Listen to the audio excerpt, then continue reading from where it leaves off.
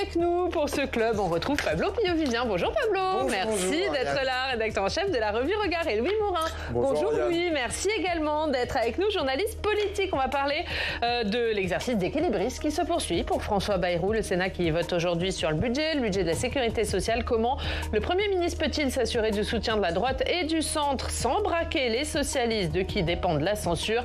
C'est la question à laquelle il faut répondre. Vaste question, d'autant que ces ministres affichent des positions divergentes sur les coupes budgétaires et les mesures à prendre pour réduire le déficit. Taxation des retraités ou 7 heures de travail supplémentaires. Et Fanny, vous nous direz, vous, dans quelques instants, à quoi ressemble le budget après son passage au Sénat? Absolument, avec les nombreuses coupes qui ont déjà été apportées. Allez, on voit ça dans quelques instants. D'abord, on va aller au ski. C'est l'actualité dans nos régions.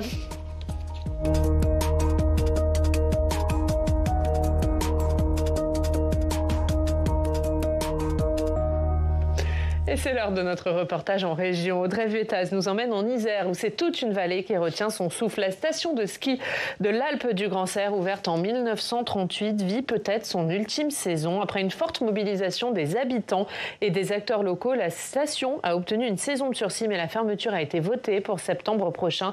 Il ne reste donc plus que quelques mois pour retourner la situation. 55 km de piste sur un domaine culminant à 2200 mètres d'altitude. À l'Alpe du Grand Serre, les visiteurs savourent ces instants de glisse. C'est un grand domaine, pas si cher. Je skie ici depuis 50 ans. C'est une station que j'adore, qui est familiale. Oui, mais voilà, le ski ici est en sursis. Trop coûteuse, la station devrait fermer définitivement ses portes en septembre 2025. Un cataclysme pour les habitants. Ici, 200 emplois sont directement liés au ski. Alors cette neige, Sylvain? Ouais. Astrid travaille aux remontées mécaniques. Il y a une dizaine d'années, quand je suis arrivée, je suis venue parce qu'on est dans une station de ski aussi. Ça faisait partie intégrante du projet. Si la station fermait, ça voudrait dire qu'il faut que je trouve un autre travail, potentiellement que j'aille faire des marchés. J'ai pas vraiment le temps de faire des marchés. Si Astrid n'a pas le temps, c'est parce qu'elle est aussi éleveuse. Elle a créé sa chèvrerie en 2020. Le ski pour elle, c'est un revenu fixe l'hiver. Grâce à son travail aux remontées, aux visites pédagogiques et à la vente de fromage aux touristes, elle compense une période plus calme où ses bêtes ne produisent pas de lait. Là, vraiment, on tombe de haut. Nous, on a fait l'exploitation en sachant qu'il y avait des rentrées en hiver, en sachant qu'il y avait un potentiel de vente l'hiver. Et donc, même si on marche bien l'été, il faut payer les crédits toute l'année, donc au bout d'un moment, il faut rentrer de l'argent, quoi. Sans la station, c'est tout un écosystème qui est menacé. Mais l'Alpe du Grand Serre accumule les difficultés. Un enneigement de plus en plus aléatoire et un coût de fonctionnement très lourd. La communauté de communes dépense chaque année 1 million d'euros, 10% de son budget, pour assurer le simple fonctionnement de la station, sans pouvoir la moderniser. Aujourd'hui, ce qui pèse, ce sont les charges de fonctionnement, c'est-à-dire fonctionner et ne pas investir, alors qu'on a un parc vieillissant qui a plus de 40 ans, qui est lourd à entretenir, à la fois financièrement et en termes de pièces aussi, puisque c'est des appareils vieillissants. Donc aujourd'hui, si on en est arrivé là, c'est pas par gaieté de cœur, c'est pas du ski bashing comme on peut le voir ailleurs, c'est vraiment à cause des charges de fonctionnement qui pèsent sur la collectivité seule. Et ça, c'est important de le rappeler. Pour sauver la station, il faut trouver d'urgence un nouveau modèle pérenne. Je dirais que tout est possible aujourd'hui. On a engagé des ateliers citoyens, donc avec l'ensemble des citoyens, des professionnels, sans les élus, pour justement travailler à l'ensemble des scénarios. Parmi les pistes, celle d'une station 4 saisons, en parallèle du ski. Dans ce camp de base, un collectif citoyen a pris les devants. C'est un tiers-lieu qu'on a monté, qui a ouvert fin décembre. Et donc l'idée, c'est vraiment d'animer la vie locale. Donc derrière la porte, là, on avait un ancien atelier de ski. Et en fait, on a développé un espace bien-être, à la fois pour les habitants, à la fois pour les touristes. Et c'est vraiment une destination qui manquait d'un espace bien-être. Et ça, typiquement, ça fait partie de la diversification. Pourquoi est-ce qu'on ne serait pas capable, entre les propriétaires, les commerçants, les restaurateurs, les acteurs associatifs, etc., d'investir collectivement, et la collectivité, pour ces équipements? Puisque derrière, ils vont servir tout le monde. Donc c'est vraiment ce changement d'état d'esprit sur lequel nous, on essaye de pousser et de le rendre concret, typiquement avec ce lieu, pour essayer de trouver des pistes, pour rendre possible et tangible cette transition, en fait. L'Alpe du Grand Serre a maintenant quelques mois pour réussir sa mue et inspirer des dizaines d'autres stations de moyenne montagne. Voilà, un mot, Pablo, sur cet exemple, c'est-à-dire ces stations qui doivent se réinventer. Elles doivent se réinventer et on le voit ces dernières années, le dérèglement climatique qui fait que l'enneigement est de plus en plus aléatoire, touche des stations qui sont de plus en plus grosses. Et là, maintenant, on arrive à la moyenne montagne, alors qu'avant, c'était plutôt uniquement les stations de basse montagne qui étaient menacées. Il y a un problème, il y a un paradoxe d'ailleurs qui a été un peu évoqué dans votre sujet, c'est que ils ont un problème de coût de fonctionnement, notamment des remontées mécaniques. Et en fait, c'est la station en ordre de marche. Ça leur coûte très cher et ça coûte très cher à la collectivité. Le seul problème, c'est que à cause de l'enneigement, il faudrait qu'ils fassent des investissements très importants en matière précisément de coûts de fonctionnement, notamment pour mettre des canons à neige en fait et mettre de la neige artificielle sur les pistes. Or, c'est un coût supplémentaire, ce qui augmenterait encore plus le coût de la collectivité, alors que déjà aujourd'hui, ils n'y arrivent pas. Et je parle même pas des conséquences sur l'écologie, parce que mettre des canons à neige, c'est excessivement énergivore et donc ça participe globalement du dérèglement climatique. Donc il y a énormément de paradoxes. Je rappelle que le ski est un sport de riches. Je veux dire, il n'y a que 8 à 9% des Français et des Françaises qui y vont chaque année. Les coûts sont exorbitants, y compris aujourd'hui dans les petites stations, que ce soit la location du matériel de ski, les locations immobilières ou le forfait. C'est des explosions. Enfin, je veux dire, parfois, c'est des augmentations en 10 ans de plus de 50% sur ces trois paramètres. Donc, il y a un vrai questionnement en fait sur est-ce qu'on demain on fera encore du ski, est-ce qu'il faut encore se battre alors même que voilà le monde est en train de changer pour qu'on puisse encore skier, pour que en vérité les riches puissent encore skier. Et ça, je pense que c'est un choix collectif qu'on doit faire. On doit y réfléchir ensemble et après voilà tirer les conclusions de est-ce qu'on a envie de continuer à dépenser et de l'argent et de l'énergie pour faire fonctionner des stations qui de toutes les façons voilà, n'accueillent que les plus riches d'entre nous. Mais c'est vrai que dans notre imaginaire, le ski, ça fait quand même partie de genre les vacances d'hiver, les gens vont au ski. Bon, en vérité, c'est les riches vont au ski, mais voilà, c'est encore très marqué et la France est forte dans ce domaine-là. Pablo fait une fixette sur les riches qui vont au ski. Le problème de cette station, si vous voulez, tout d'abord, elle existe depuis 1938. Donc c'est une station qui a également un caractère historique, un caractère patrimonial dans sa géographie actuellement. Et ce serait vraiment dommage, à la fois pour les équilibres économiques, mais aussi pour la préservation de ce patrimoine, de la voir disparaître. Ensuite, le problème de cette station, c'est peut-être justement qu'elle n'a pas su s'adapter au marché, à la demande actuelle. Et peut-être justement que cette station n'est pas assez, ne correspond pas assez à la demande, c'est-à-dire celle des riches, en l'occurrence, puisque c'est ce à quoi vous faites référence, Pablo. Mais vous voyez, les riches étrangers qui vont à Courchevel, le problème c'est justement peut-être qu'ils ne vont pas à la station de Grand-Serre. S'ils y allaient, probablement qu'aujourd'hui il n'y aurait pas un déficit de 350 000 € chaque année, ce qui est à la fois énorme, c'est colossal, 350 000 €, mais c'est à peu près, si vous voulez, le coût de location d'un chalet à l'année à Courchevel. Donc vous voyez bien que quelque part, le problème c'est aussi un problème de positionnement. L'argent, il y est dans les Alpes. L'argent, il vient quand on sait l'attirer. Ça veut dire quoi? Ça veut dire tout simplement qu'il faut s'adapter. Ça veut dire qu'on ne peut pas continuer tout simplement à tenter de vivre sur la subvention publique. Ça ne marche pas. Il faut s'adapter à la demande. Il y a une demande internationale qui est réelle, qui existe, et il faut tout simplement la prendre en considération. Bonne chance.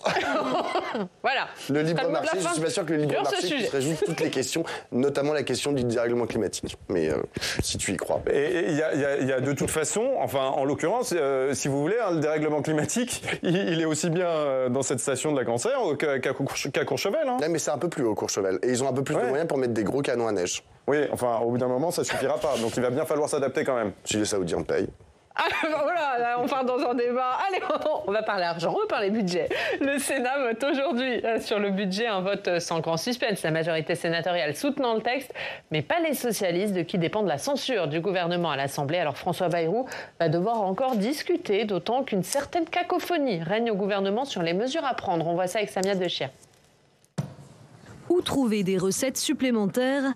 Quelles dépenses raboter dans les textes budgétaires? Tous les membres du gouvernement ne sont visiblement pas d'accord sur le sujet. Mardi, la ministre déléguée au Travail propose de taxer les retraités les plus aisés pour financer la protection sociale. Mais pas question pour le ministre de l'Économie d'envisager un nouvel impôt sur les ménages. Et la porte-parole du gouvernement lui donne raison. De la même manière, il ne s'agit pas de la position du gouvernement à ce stade. En revanche, Mme Pagnossian a juste observé qu'il y avait déjà une contribution des retraités par une taxation sur les retraites qui existaient déjà. C'est un sujet qui est ouvert devant nous, mais ce n'est pas la position du gouvernement à ce stade. L'exécutif ne soutient pas non plus l'idée de travailler 7 heures gratuitement chaque année, proposée par le Sénat et soutenue par la ministre du Travail, Catherine Vautrin. Quant à la ministre des Sports, elle a publiquement critiqué le coup de rabot de 300 millions d'euros imposé à son secteur. Alors j'alerte surtout sur l'effort qui est demandé au sport, qui est trop conséquent au regard de ses moyens. 33% du budget, de réduction de budget, c'est vraiment beaucoup pour un secteur d'intervention. Nous n'avons pas du tout de possibilité de rogner sur des achats, sur de la masse salariale. Ce ne sont que des subventions que nous accordons. En plus des nombreux sujets de discorde entre ses ministres, François Bayrou doit aussi manœuvrer avec les socialistes. Baisse des indemnités maladie pour les fonctionnaires. Flou sur la taxation des hauts patrimoines. Pour eux, le compte n'y est pas.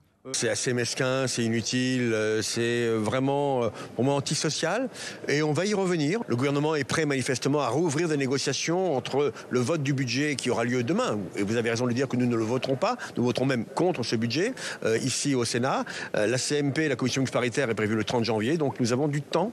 Tout se jouera donc jeudi prochain en commission mixte paritaire. Une réunion de 7 députés et 7 sénateurs où le gouvernement tente de trouver un compromis sur le budget avec les deux chambres du Parlement. Est-ce que c'est possible, oui, de trouver un compromis avec une telle cacophonie, ou polyphonie, pour reprendre le mot de Sophie Primas? C'est beaucoup plus beau, polyphonie. En effet, on a un peu corse. Voilà, on a un peu le sentiment qu'il y a des sons qui viennent de partout et que tout est encore possible. C'est pas si évident. Au Sénat, d'ailleurs, il y a une trentaine de parlementaires, de sénateurs de droite qui envisagent de s'abstenir. Aussi, parce que ce budget, finalement, ne convient pas forcément non plus à la droite. C'est pas un budget de droite qui est présenté. C'est un budget où on a tenté de faire un consensus avec effectivement des mesures de gauche et des mesures de droite. Et finalement, le risque, quand on fait ça, c'est de ne plaire à personne.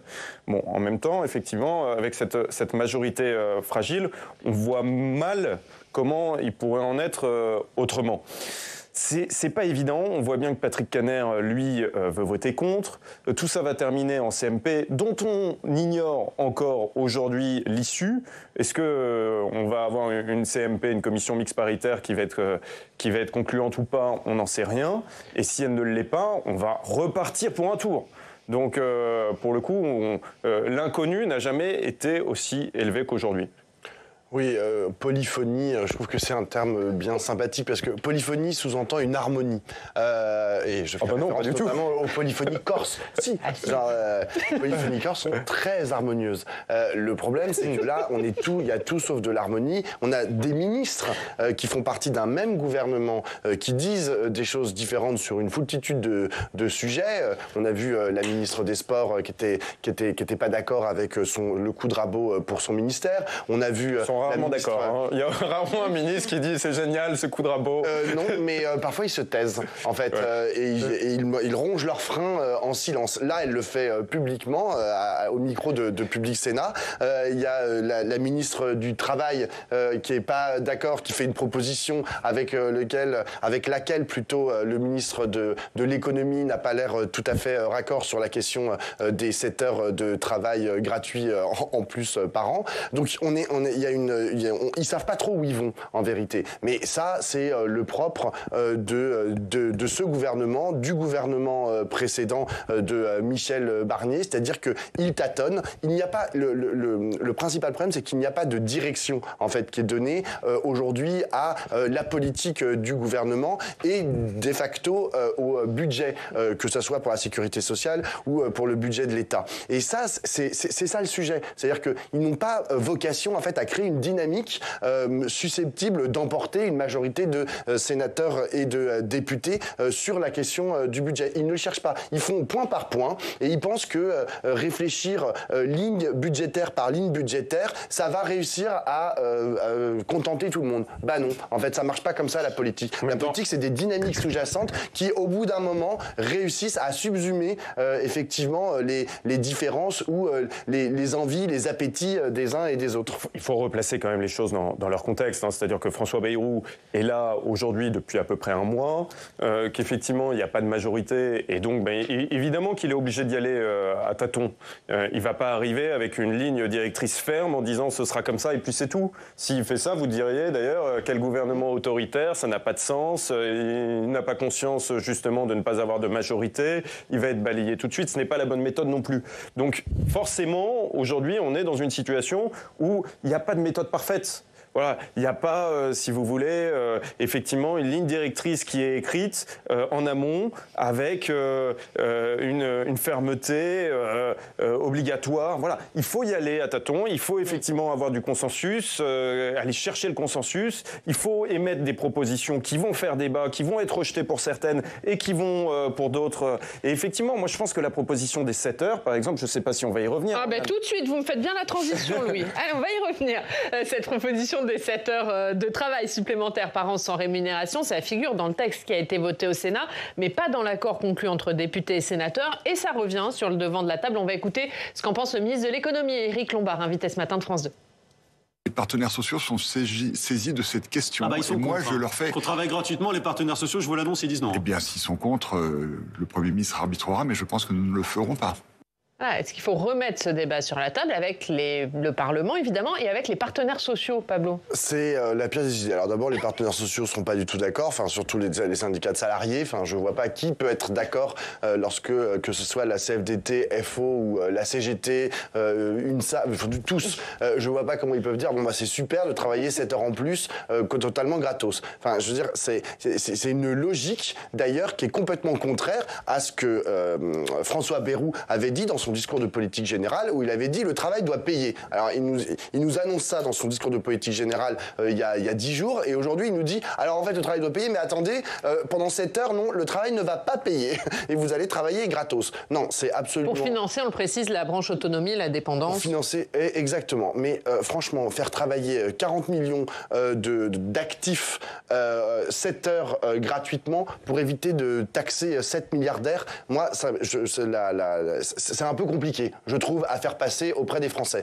D'autant que cette proposition est ressortie le jour où l'ONG Oxfam, qui s'intéresse aux inégalités et à la justice sociale, a sorti un rapport où on apprend que les milliardaires se sont encore enrichis en 2024. Leur fortune a grossi de 23 milliards. La richesse continue de se concentrer et on nous dit, attendez, eux, on va pas y toucher. En revanche, tous les actifs, on va vous faire travailler 7 heures en plus. Non, honnêtement, je ne vois pas comment cette mesure, d'ailleurs immédiatement, elle a été dénoncée par globalement toutes les oppositions, qu'elles soient de gauche ou d'extrême droite, en disant mais ça n'a aucun sens. Enfin, je veux dire, c'est pas là qu'il faut chercher à faire des économies, c'est pas là qu'il faut chercher des sources de financement. Il y en a plein d'autres. La France reste un pays riche, reste un pays où la richesse est ultra concentrée dans les mains de quelques-uns. C'est au capital qu'il faut s'attaquer. On peut toujours donner des chiffres comme ça, 23 milliards qui font effectivement réagir, mais la réalité, c'est que c'est un chiffre qui est donné en valeur, qu'il faudrait effectivement comparer avec l'inflation. Il y a une inflation, c'est normal si vous voulez qu'effectivement il y ait un enrichissement quand il y a de l'inflation, c'est même plutôt naturel, donc il faudrait, votre chiffre de 23 milliards, il faudrait le corriger de l'inflation pour voir si effectivement il y a un enrichissement. Quand il n'y a pas de capital, l'inflation ne touche pas. Et une fois qu'on retire l'inflation, il faut retirer l'imposition pour savoir de combien ils sont réellement enrichis. Et souvent, on se rend compte qu'en fait, il n'y a pas d'enrichissement. Exactement. C'est ça aussi la réalité. Les milliardaires sont très pauvres. On est le pays. Non, mais on peut parler des milliardaires, et vous avez raison, il y a un débat sur les milliardaires, mais il y a aussi, puisque là on parle aussi des retraités, d'aller taxer les retraités qui gagnent plus de 2000 euros. Voilà, il y a aussi toute une partie de la classe moyenne en France qu'on surtaxe. On a le taux de prélèvement obligatoire qui est le plus élevé d'Europe. Donc vous voulez rajouter des taxes à cela, mais la réalité, c'est qu'on ne vit pas en autarcie, Pablo.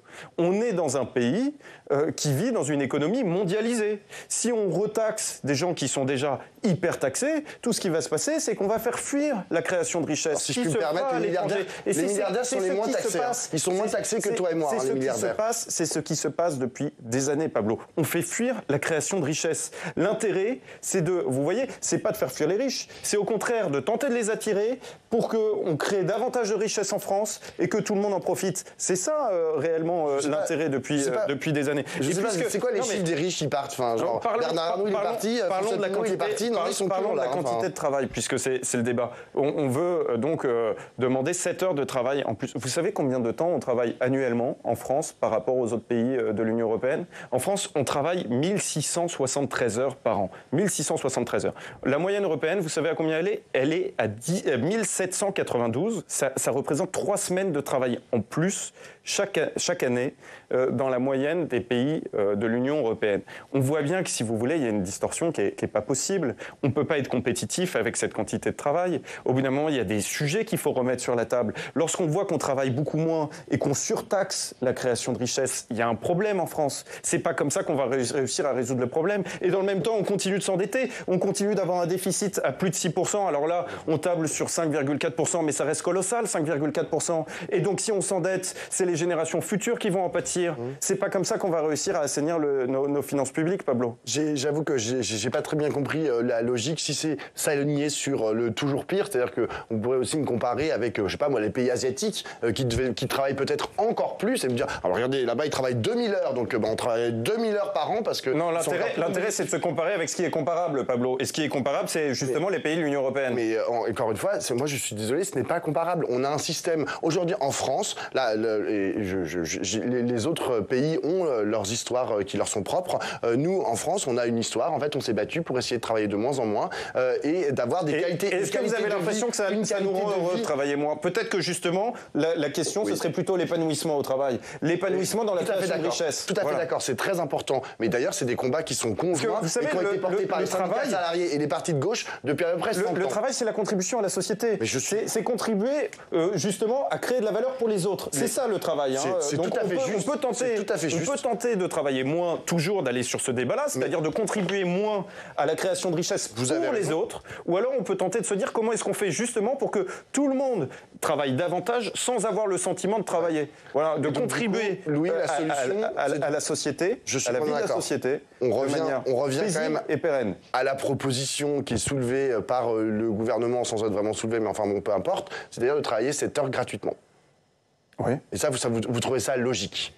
Non, c'est pas la question si je trouve ça logique ou pas. Je pense que ce débat, aujourd'hui, a besoin d'être mis sur la table. Et qu'il est pertinent, lorsqu'on voit les chiffres que je vous ai donnés tout à l'heure, c'est-à-dire le fait qu'on travaille 3 semaines, globalement, 3 semaines de moins en France que dans la moyenne des pays européens, il est pertinent de mettre un débat pareil sur la table. Non, mais la question, c'est la question des conditions de travail, des conditions de rémunération, pour après s'assurer que les conditions de vie soient les meilleures possibles. Mais en vérité, là, c'est pas ce dont on parle. Ce dont on parle, c'est la proposition de travailler 7 heures en plus non rémunérées. Pour financer la dépendance. Pour financer la branche autonomie. Enfin, je veux dire, honnêtement, c'est une logique, personnellement, qui me dépasse complètement qui est contraire, en vérité, y compris à ce que propose la droite. C'est-à-dire travailler plus pour gagner plus. Non, là, vous pouvez travailler plus et puis de gagner la même chose. On va revenir aux questions budgétaires, du coup, puisque tout ça est lié. Le Sénat qui termine donc l'examen du budget, il va être voté cet après-midi.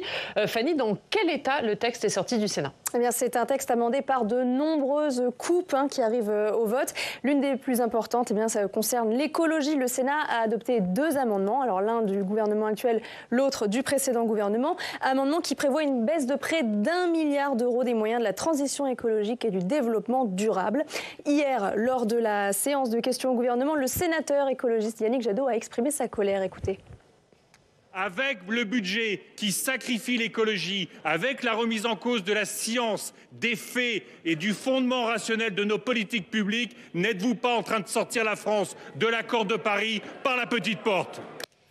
Autre coupe d'ampleur, le budget du sport. On a entendu tout à l'heure la ministre des Sports. Le gouvernement prévoit une coupe de 300 millions d'euros. La porte-parole du gouvernement, Sophie Primas, a justifié cette décision. Écoutez. Chacune des missions de l'État doit faire des efforts, le sport y compris. Nous avons eu une séquence exceptionnelle en 2024 autour des Jeux Olympiques et Paralympiques avec des budgets qui avaient été augmentés pour le sport. Il est donc légitime que nous revenions à un étiage plus raisonnable, même si nous avons une ambition sportive qui s'est développée. Précisons qu'Emmanuel Macron lui-même a réagi hier. Il faut tenir nos engagements, dit-il dans le journal L'Équipe, et mettre les moyens pour nos sportifs. Fin de citation. Et puis parmi les autres coupes qu'on aurait pu mentionner, il y a aussi les 535 millions d'euros en moins pour le plan d'investissement d'avenir France 2030. Et à l'inverse, Fanny, le Sénat a d'ores et déjà rejeté certains coups de rabot que le gouvernement voulait.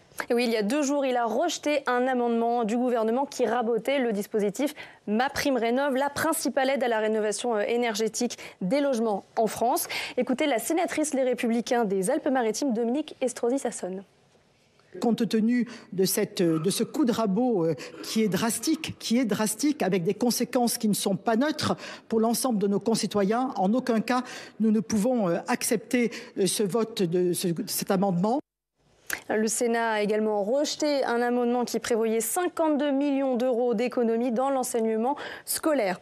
Pour autant, les sénateurs de gauche en attendent plus de la part du gouvernement, notamment les socialistes, à l'image du président des sénateurs socialistes, donc Patrick Kanner, dont on parlait tout à l'heure, qui demandait des garanties pour les Français hier dans l'hémicycle. Les Français ne sont ni coupables ni responsables d'une destruction de plus de 50 milliards d'euros de recettes fiscales tous les ans. Ils ne sont ni coupables ni responsables de l'explosion de la dette publique qui a augmenté de plus de 1 000 milliards d'euros sous Emmanuel Macron. Pour les Français, nous voulons des gages en matière d'écologie, de justice sociale, de justice fiscale. Patrick Kanner a déjà prévenu, son groupe votera contre le budget. Merci Fanny. Comment il peut faire François Bayrou pour donner de nouveaux gages au Parti socialiste tout en ne sacrifiant pas, 1, la ligne du macronisme et 2, son bloc central ? C'est une mission impossible, mais une mission vraiment impossible. Je veux dire, et François Bayrou n'est pas Tom Cruise et ne pourra, à mon avis, pas aller jusqu'au bout de cette mission impossible. Il y a un problème, moi, que je trouve de méthode. C'est-à-dire qu'il y a eu des négociations, effectivement, entre les socialistes et François Bayrou, que ça soit sur la question du budget, mais aussi sur la question des retraites. Et il y a toujours cette logique de on va réunir un conclave avec les partenaires sociaux et puis à la fin ils vont nous faire une proposition, on va transformer ça en un projet de loi ou une proposition de loi et là on va le rentrer au Parlement. Sauf qu'une loi, on sait comment elle rentre au Parlement, on ne sait pas comment elle va en sortir. Enfin, je veux dire, les parlementaires sont là précisément pour les amender, pour la réorienter, etc. Et ben, c'est exactement la même chose pour le budget. C'est-à-dire que la marge de manœuvre véritable de François Bayrou, au-delà de la question de l'équilibre de son gouvernement, en vérité, est quasi nulle. Ce sont les députés et les sénateurs qui décident souverainement, et ils ont c'est tout à fait institutionnellement, c'est leur rôle, qui décident de construire ce budget. Et donc la place de François Bayrou est quand même ultra limitée. Et là, on le voit, les sénateurs LR qui décident de enlever certains coups de rabot, les socialistes qui sont pas contents et qui vont voter contre au Sénat. Donc, je veux dire, moi, je pense que François Bayrou, aujourd'hui, enfin, le gouvernement n'a plus tellement sa place dans l'Assemblée nationale et au Sénat, globalement au Parlement, que ce sont les groupes parlementaires qui reprennent la main. Et donc, on ne peut que regretter, vous avez rappelé le coup de rabot pour l'écologie, on a vu le sujet sur les stations de ski et genre, le manque d'enneigement qui est évidemment dû au dérèglement climatique. On sait à quel point c'est important dans le moment. Et Yannick Jadot avait tout à fait raison de rappeler que la signature de l'accord de Paris il y a quelques années nous engage à ce niveau-là. Et la coupe de près d'1 milliard d'euros au ministère de l'écologie, je veux dire, elle est elle va à l'encontre de la marche de l'histoire, quoi. Je veux dire, c'est totalement absurde. Et dans la même mesure, sur le sport, je comprends la ministre des Sports qui râle. C'est-à-dire qu'il y avait une promesse Emmanuel Macron de dire après les Jeux Olympiques, on va continuer, on va mettre le paquet, notamment sur le sport amateur, pour faire que la France redevienne une grande nation de sport, ce qui, hélas, elle n'est plus en ce moment. Et là, il nous annonce une coupe de 300 millions. Allez, le mot de la fin pour le... Il n'y a pas d'économie qui ne se fasse pas dans la douleur. Et effectivement, c'est toujours plus agréable de critiquer les économies qui sont faites ici et là, Pablo, comme vous le faites, sans aucune proposition alternative. Moi, j'ai des propositions. Oui, les propositions, c'est de taxer toujours plus. Non, les aides aux et donc, c'est d'être moins compétitif après à l'international. Ou alors de s'endetter encore davantage, comme on le fait. Non, mais si vous voulez, on a l'impression d'entendre certaines propositions, par ailleurs très intéressantes, parfois, de certains socialistes qui, une fois qu'ils arrivent au pouvoir, font exactement l'inverse de ce qu'ils ont dit, parce qu'ils se rendent bien compte que tout cela est finalement utopique et n'est pas réaliste une fois arrivé au pouvoir. Ça a été le cas finalement de François Hollande, mon ennemi, c'est le monde de la finance. Arrivé au pouvoir, il fait une politique sociale libérale,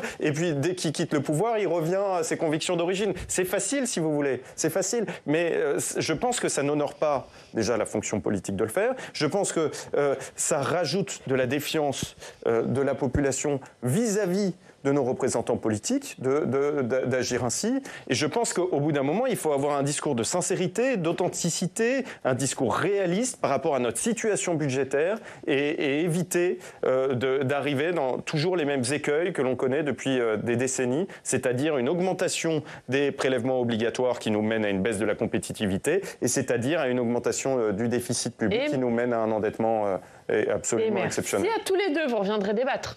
Avec plaisir. Allez, on regarde ce qu'elle a une de nos quotidiens régionaux.